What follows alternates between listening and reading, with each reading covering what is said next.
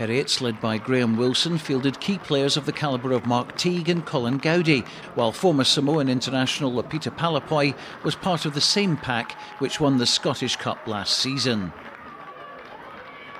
Lee Miller and Graham Wilson exchanged early penalties before we saw the first try of the game. It went to Gala number 8, Ewan Dodds. But Heriots equalised when their big second row, CJ Ozawuma, caught the ball as a line-out and threw himself over the line. Miller and Wilson kicked a further penalty each before the Gala fly half put his team in front at the break with another well-taken penalty. Gala extended their lead 5 minutes into the second half. Russell Anderson threw a wild pass out to Ewan McQuillan. He gathered it well, put it out to Craig Robertson, and he went in to score, converted by Lee Miller.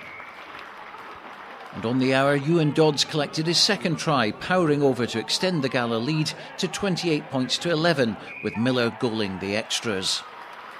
Heriots thought they'd scored a try themselves when Graham Wilson took a quick penalty and grounded the ball, and the referee also signalled a try. But unusually, the referee's attention was drawn to an infringement. He disallowed the try and told Heriots to take the penalty again, this time Gala defending it successfully.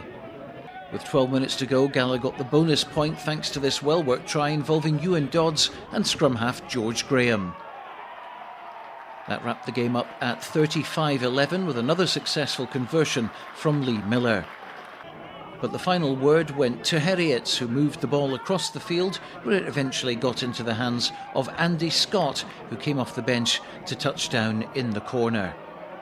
Wilson's conversion was good, and it ended Gala 35, Heriots 18.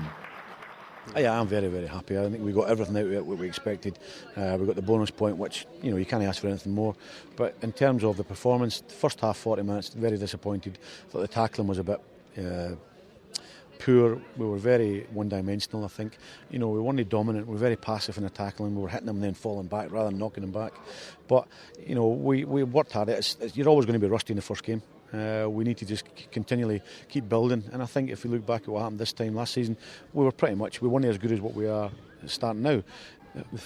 My feeling is that maybe they thought they would come out second half with the elements and pat themselves at the back at half time and maybe just get on with it, and they absolutely did not, because the whole breakdown, set piece, basic passing all fell apart. So it was a horrific second half.